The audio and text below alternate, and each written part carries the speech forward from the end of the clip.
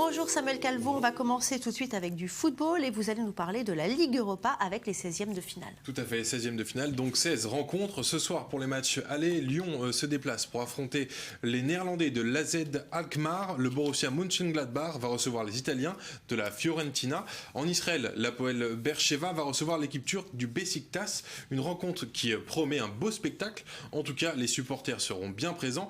Et Saint-Etienne s'apprête à relever un grand défi avec son déplacement en Angleterre pour affronter Manchester United. Il faut savoir que l'équipe des Verts est celle contre laquelle Zlatan Ibrahimovic a le plus marqué dans toute sa carrière. Ça va faire mal. Autre particularité de ce match, les retrouvailles entre les frères Pogba. Florentin avec le maillot stéphanois et Paul avec celui des Red Devils. Première fois qu'ils vont s'affronter lors d'un match officiel. Je vous propose d'écouter Florentin Pogba, l'aîné, qui parle de l'état d'esprit de leur mère avant la rencontre, un peu surréaliste, mais c'est sympathique, regardez. Oui, c'est sûr que voilà, pour elle, c'est pas évident. Et elle veut pas de perdant dans ces matchs, mais bon, il y en aura bien un. Voilà, pour elle, c'est quelque chose de magnifique. Donc voilà, juste déjà de voir ses fils sur le terrain, ça sera le plus grand plaisir. Et partir avec un nul, ça ne sera pas possible, en tout cas au vu des deux matchs.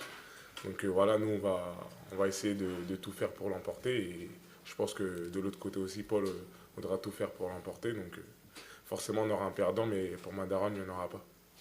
Pardon, pour ma mère.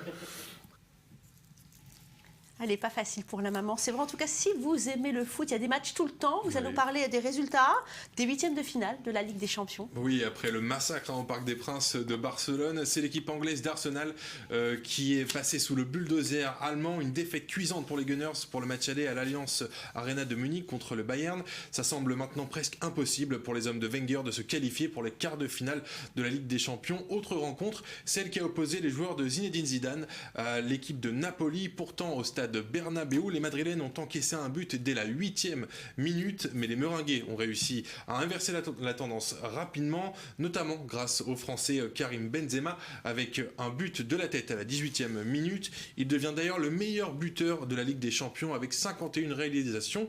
Il surpasse Thierry Henry. On écoute la réaction de Zinedine Zidane qui revient sur la performance de son poulain français et également l'entraîneur de Napoli. Pour lui, ça fait du bien de marquer. Voilà, tout le monde attend ça et c'est vrai que pour un attaquant en fait, de pointe, comme un neuf, on attend qu'il marque des buts. Mais il a plus que ça et ce soir il a montré comme d'habitude, c'est-à-dire qu'il a fait beaucoup de choses. Et il aurait bien sûr marqué, même s'il avait marqué un deuxième but, ça aurait été pas par hasard parce qu'il a eu les occasions pour le faire. Il Real Madrid ha fatto la miglior partita degli ultimi 3 mesi perché l'ho viste tutte. Et noi non abbiamo fatto, Le Real a fait son meilleur match des 3 derniers mois parce que je les ai vus. Et nous n'avons pas fait notre meilleure performance. Mais si nous réussissons à jouer notre meilleur niveau, nous ne sommes pas très loin d'eux. Nous pouvons jouer le prochain match. ma non siamo neanche lontanissimi. La partita si può. Benzema qui est donc le meilleur buteur français de la Ligue des Champions. Et puis vous allez nous montrer des images de skieurs qui ont souhaité envoyer un message à l'astronaute français Thomas Pesquet. Incroyable. Incroyable, oui, c'est plus de 700 passionnés de la glisse qui se sont réunis dans la vallée de Méribel et qui ont formé un chœur géant avec des flambeaux pour que justement l'astronaute Thomas Pesquet puisse l'apercevoir depuis la station spatiale internationale. L'astronaute est censé envoyer la photo, on l'a pas encore parce que évidemment c'est très loin, ça prend énormément de temps pour nous arriver, mais voilà, c'est plutôt des images assez incroyables de voir tous ces sportifs former un chœur. Il a dû apprécier l'astronaute français. C'est magnifique, bravo à eux. Et puis, vous n'avez jamais supporté les interminables télésièges et tire-fesses au sport d'hiver. Alors, cette invention est faite pour vous, des ingénieurs lettons, ont mis au point un drone géant capable de tracter les snowboarders et de soulever des personnes. Une révolution à venir dans le monde des sports extrêmes et du secourisme. Regardez. Vous connaissez le kite ski, probablement pas le drone boarding. Le principe est simple, une ou plusieurs personnes sont reliées à un drone, celui-ci est piloté à distance et il n'y a qu'à se laisser tracter. Encore faut-il un engin suffisamment puissant. En Lettonie, une petite entreprise travaille sur le projet depuis 2 ans. L'idée de droneboarding nous est venue un vendredi après-midi. On avait un drone, dehors c'était l'hiver, on s'est dit « Allez, on essaye ». Après un essai avec un petit drone à 4 hélices, les ingénieurs ont construit un prototype à 16 hélices de 3 mètres de long et pesant 55 kg. L'engin est si puissant que sa vitesse maximale théorique est de 150 km/h. En pratique, les snowboarders ne dépassent pas les 60 km/h. Outre les sports extrêmes, le drone peut aussi servir dans le secourisme. Le drone peut soulever 145 kg, donc il peut également soulever une personne. Par exemple, s'il y a un bâtiment en feu et que les habitants ne peuvent pas s'échapper, le drone pourrait voler à leur secours, les récupérer sur le toit et les transporter en lieu sûr.